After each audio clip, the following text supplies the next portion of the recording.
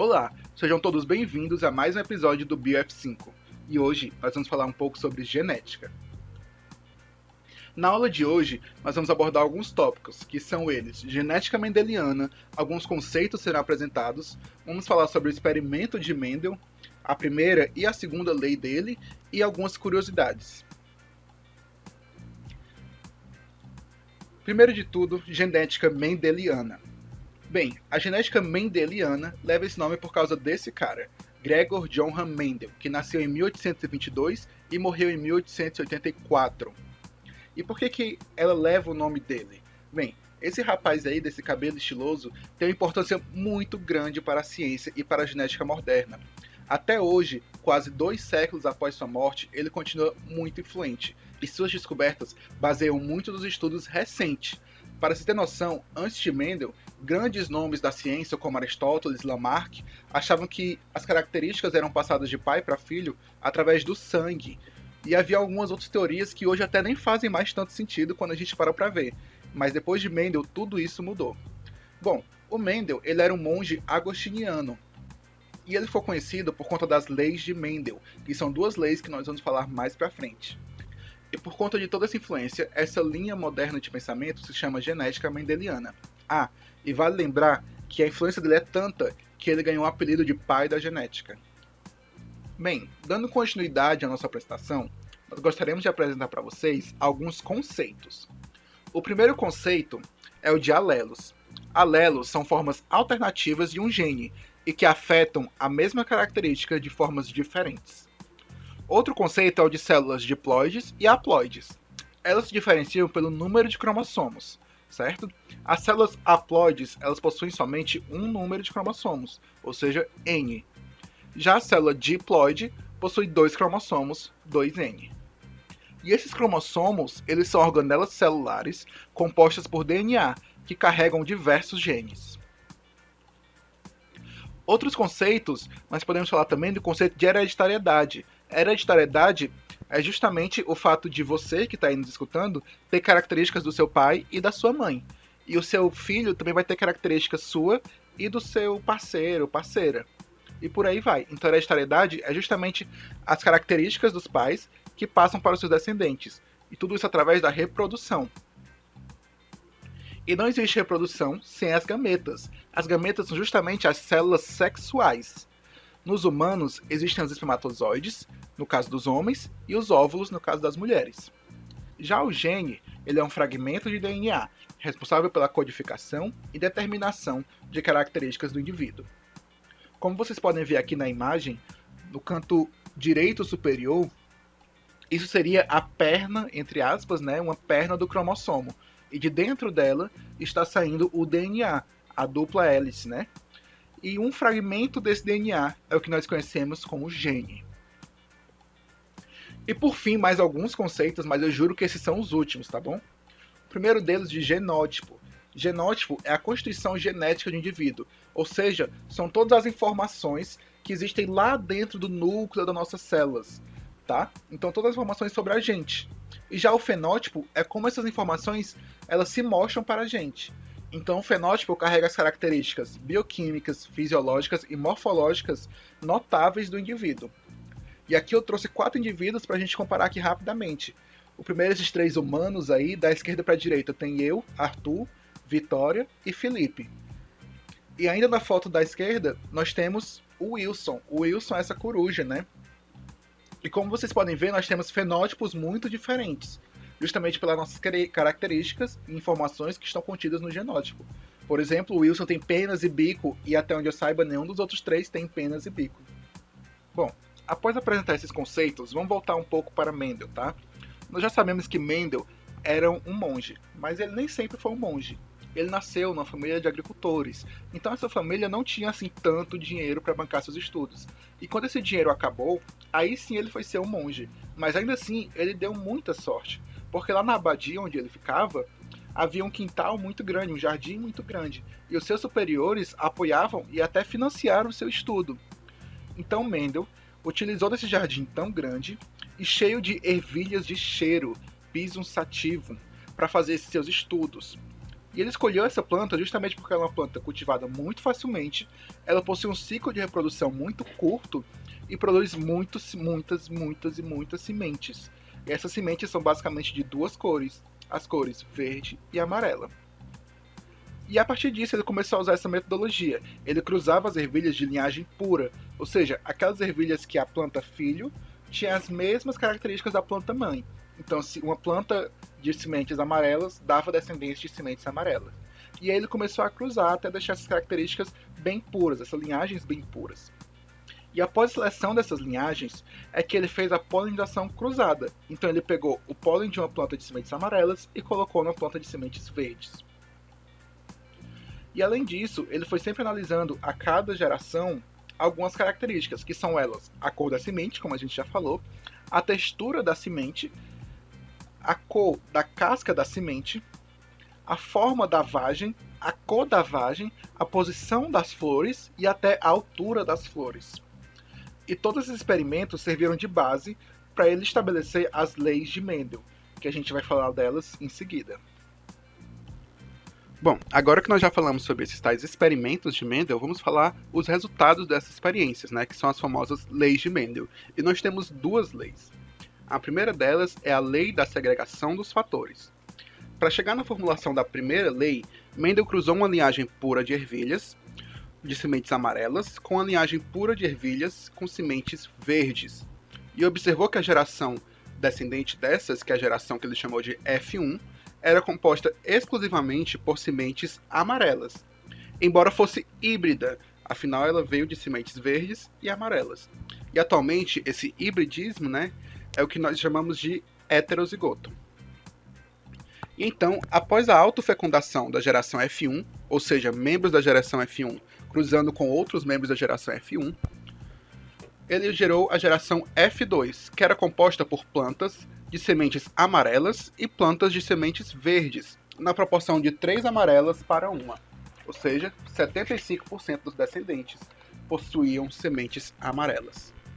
Dessa forma, Mendel considerou que havia uma característica dominante agindo sobre as características observadas. Segundo ele, as características de um indivíduo são determinadas por dois fatores que são separados na formação dos gametas e unidos na fecundação.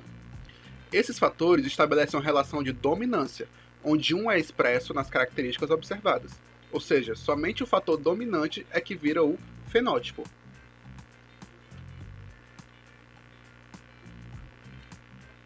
Essa primeira lei de Mendel ficou conhecida como a lei da segregação dos fatores, e dizia que cada caráter é determinado por um par de fatores separados na formação dos gametas, indo um fator do par para cada gameta, que é, portanto, puro.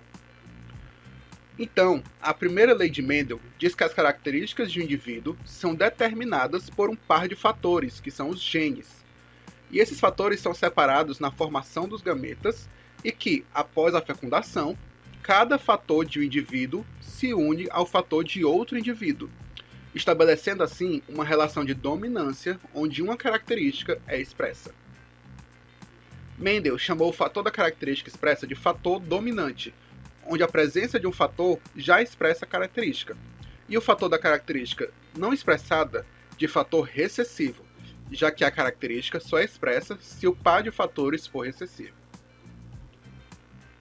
Já na segunda lei, Mendel estudou a relação entre duas ou mais características no mecanismo de herança. Para isso, ele focou nas características de cor e textura das sementes.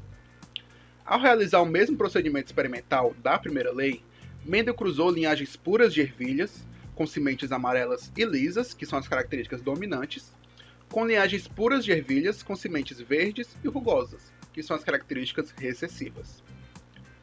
Como esperado, a geração F1 era composta por sementes amarelas e lisas. Ao promover a autofecundação da geração F1, Mendel observou linhagens híbridas de características diferentes. E nessa geração F2, ele calculou que a cada 16 indivíduos, 9 possuíam sementes amarelas e lisas, 3 possuíam sementes verdes e lisas, 3 possuíam sementes amarelas e rugosas, e somente uma possuíam sementes verdes e rugosas. Assim, Mendel percebeu que as características eram passadas de formas independentes, ou seja, os fatores de características diferentes eram segregados independentemente, gerando indivíduos de características não relacionadas. Uma semente amarela não necessariamente será lisa, e uma semente verde não necessariamente será rugosa. Essa segunda lei de Mendel foi chamada de Lei da Segregação Independente, e diz justamente que características diferentes são herdadas independentemente das diferenças em outras características observadas. Atualmente, com os avanços genéticos, já é possível saber que esses fatores são os genes e que esses pares de fatores são os genes alelos, encontrados em cromossomos homólogos. E aqui, fazendo uma breve revisão do que nós acabamos de aprender, como vocês podem ver, a gente chamou de A maiúsculo, ou azão, né? A característica da semente ser amarela, daí o A. E o A minúsculo, ou azinho, a característica da semente de ser verde. Então, quando o fator é dominante, o fenótipo é da a semente amarela. E quando o fator é recessivo, o fenótipo dá que a semente é verde. Então, quando nós cruzamos linhagens puras, nós temos a geração F1, uma geração heterozigótica, ou seja, de fatores dominantes e fatores recessivos. Mas já como nós temos um dominante, que vai literalmente dominar o recessivo, é o que fica expresso no fenótipo. Então, todas as gerações F1 são sementes amarelas. Já na geração F2, a situação muda um pouco, porque somente 75% tem esse fator dominante do alelo dominante, ou seja, somente 75% das sementes 3:1 são amarelas, seja elas homozigotas dominantes ou heterozigotas.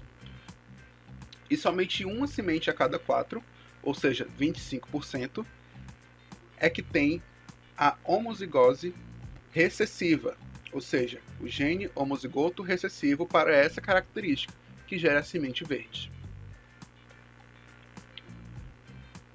E o raciocínio é o mesmo quando a gente para ver com mais de uma característica, certo? Aqui, como nós chamamos de A para a característica dominante amarelo, nós chamamos aqui de L para a característica lisa, dominante também, certo? Então as sementes puras, Azinho, Azinho, Lzinho, Lzinho, que são justamente as linhagens puras de sementes verdes e rugosas. Enquanto a semente Azão, Azão, Lzão, Lzão, são justamente as linhagens puras de sementes amarelas e lisas. E como nós já esperávamos, no F1 nós temos todas as sementes amarelas e lisas, mas já no F2 a situação não se repete, pois agora nós temos alguns organismos heterozigotos recessivos para as características. E por fim, vamos agora para algumas curiosidades, alguns casos que nós vamos mostrar para vocês. O primeiro desses casos é a questão do albinismo. O albinismo ele é caracterizado pela ausência total ou pelo menos parcial de pigmentação, ou seja, que é relacionado à produção de melanina. Então são essas pessoas ou esses indivíduos, que não ocorrem só em seres humanos, mas são esses indivíduos cuja cor da pele costuma ser bem clara, os olhos também costumam ser claros, o cabelo também costuma ser claro. Justamente porque é a melanina que define a cor da pele, dos olhos e dos cabelos. Ou seja, na ausência desse pigmento, os resultados são cores extremamente claras. Esse é o exemplo clássico da primeira lei de Mendel, tá bom? Esta é uma condição recessiva, ou seja, o alelo recessivo deve estar em homozigose para se manifestar. Sendo assim, pode-se observar que pais albinos só podem ter filhos albinos, enquanto pais normais portadores do gene para o albinismo, que são heterozigotos, podem ter um filho albino ou um filho sem ser albino. Outras curiosidades primeiro aqui à esquerda, a anemia falciforme. A anemia falciforme é uma doença caracterizada pela alteração dos glóbulos vermelhos, que eles perdem aquela sua forma arredondada e passam a ter o formato de uma foice, que isso atrapalha muito a oxigenação do corpo, e que possuem uma hemoglobina capaz de se cristalizar, formando bloqueios que atrapalham o fluxo de sangue. Essa doença ela também é hereditária recessiva, exigindo que seja transmitida pelo pai ou pela mãe. Porém, diferente da condição recessiva do albinismo, os heterozigotos não apresentam fenótipo inteiramente normal, e sim um traço falcêmico, ou seja, ela carrega em si uma hemoglobina anormal, que pode passar aos descendentes. Novamente, apenas pais com anemia falciforme ou com traço falcêmico podem ter filhos com a doença, sendo impossível um casal inteiramente saudável, ou seja, um casal homozigoto dominante, apresentar um filho com essa doença. E por fim, o último caso que nós trouxemos é o caso da polidactilia, que é justamente uma condição genética causada pela manifestação de um alelo autossômico dominante, constituindo uma alteração no número de dedos das mãos ou dos pés. Geralmente é caracterizado por um dedo a mais, seja no membro inferior ou superior, mas existem casos de mais de um dedo, tá bom? As formas de dominância e recessividade podem ser expressas por duas formas alélicas: o alelo D, como forma dominante, e o alelo Dzinho, como forma recessiva normal do gene. Tanto o genótipo heterozigoto, que seria o Dzão-Dzinho, quanto o genótipo homozigoto, Dzão-Dzão, configuram um fenótipo polidáctilo ao indivíduo portador, enquanto os indivíduos de uma população com o genótipo homozigótico, Dzinho-Dzinho, não manifestam a doença. Pois bem, pessoal, chegamos ao final da nossa aula.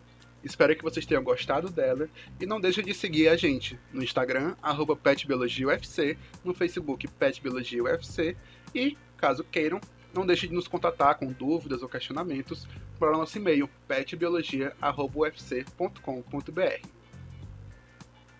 Até mais e nós nos vemos no próximo episódio do BioF5.